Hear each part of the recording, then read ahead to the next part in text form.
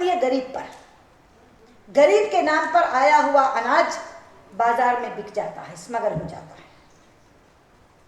और वहां फिर बीपीएल और एपीएल का सवाल आता है। दुख होता है कि एक तरफ आपका अनाज सड़ रहा है, दूसरी तरफ आपके गरीब का पेट खाली है। सुप्रीम कोर्ट तक लोग गए और सर्वोच्च न्यायालय ने कहा कि अगर आप भंडारण नहीं कर सकते तो कम से कम मुफ्त में निःशुल्क आप उन गरीबों को खिला तो सकते हैं, उनको तो दे सकते हैं। लेकिन उसके लिए भी सरकार तैयार नहीं होती।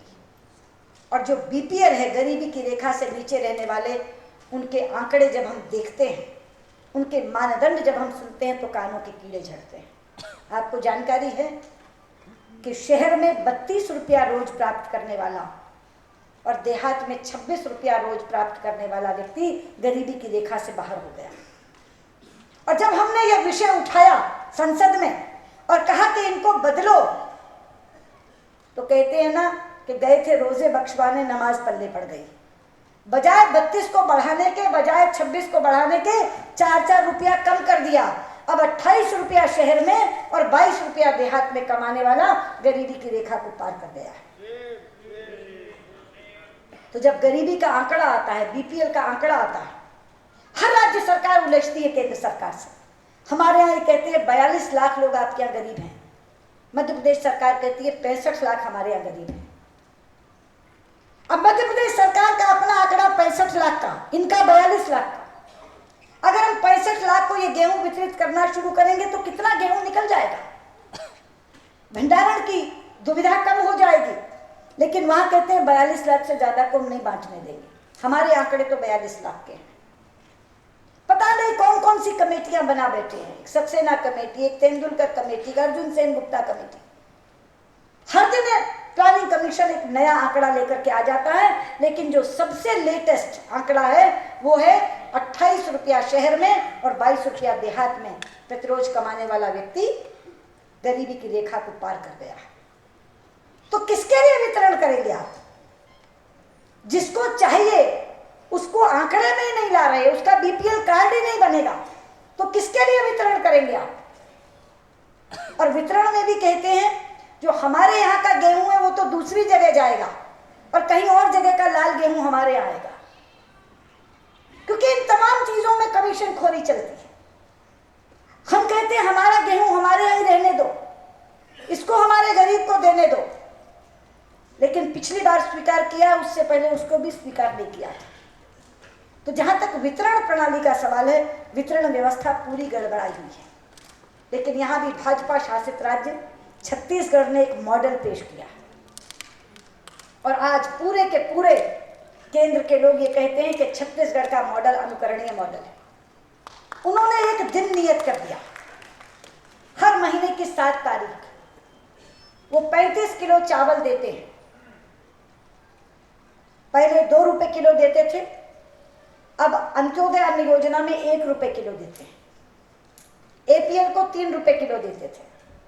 एक दिन तय है 7 तारीख,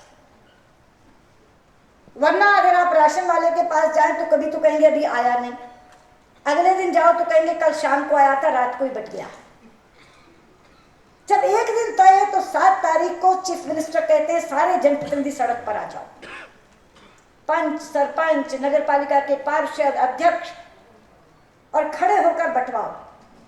एक दिन में 7 तारीख को जिसने 1 रुपए किलो लेना है वो 35 रुपए में बोरा उठा के चला जाता है, जिसने 2 रुपए किलो में लेना है वो 70 रुपए में बोरा उठा के चला जाता है। और जब 3 रुपए किलो था तो 105 रुपए में बोरा उठा के चला जाता था। पूरे महीने का राशन उसके घर 7 तारीख को आ जाता है और शाम को ऑनलाइन सूचना आ जाती है कि पूरा का पूरा चावल वितरित हो गया। इसीलिए उनका नाम अब चामुल वाले बाबा के नाम से डॉक्टर रमन सिंह पुकारे जाते हैं। और पूरे देश में इस बात की भूरी भूरी प्रशंसा है कि एक विषय जिसका समाधान कोई नहीं खोज सका था, उस पीडीएस का समाधान भी भाजपा शासित राज्य छत्तीसगढ़ ने खोज दिया। तो तीसरा स्तंभ मैंने कहा वितरण,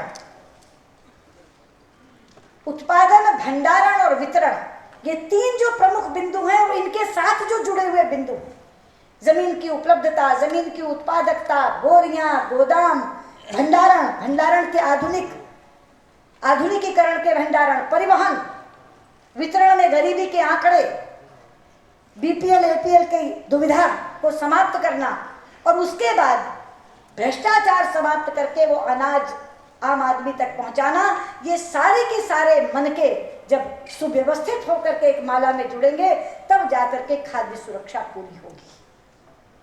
और इसी के साथ जुड़ी है हमारी आयात निर्यात नीति। अगर बम्पर क्रॉप होती है, आपकी आवश्यकता के अनुसार आपने 1 साल का जमा कर लिया और 1 साल का बांटने के लिए रख लिया, उसके बाद भी अगर उपलब्ध है तो आप निर्यात क्यों नहीं करते? लेकिन आयात निर्यात में जितना भ्रष्टाचार है मित्रों, उतना कहीं नहीं। अगर किसी ने महंगाई पर मेरा एक भाषण टीवी में जो हुआ था वो सुना हो, तो मैंने एक चित्र खींचा था कि चीनी के समय आयात निर्यात की नीति कैसे बदलती है।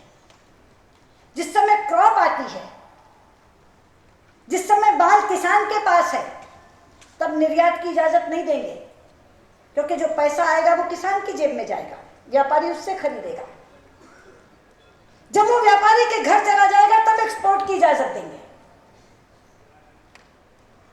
और जब आयात करने की बात आएगी तो व्यापारी को आयात की इजाजत देंगे। मैंने एक चित्र खींचा था कि कांगड़ा पोर्ट पर एक साथ 2 जहाज खड़े थे, समुद्री जहाज। एक चीनी ले जा रहा था, एक चीनी ला रहा था। जो चीनी ले जा रहा था वो 12 रुपए किलो ले जा रहा था, जो चीनी ला रहा था वो 35 रुपया किलो ला रहा था। 35 रुपए किलो हम आयात करते हैं, 12 रुपए किलो हम निर्यात करते हैं, क्योंकि निर्यात का पैसा किसान को मिलना है और आयात का पैसा सरकार को देना है। तो आयात निर्यात नीति वो किसान के हित चिंता के साथ सीधे सीधे जुड़ी है। फिर उसको मिलने वाला ऋण, साहूकारा ऋण या सरकारी बैंकों का ऋण, वो अपने आप में एक बहुत बड़ा विषय है।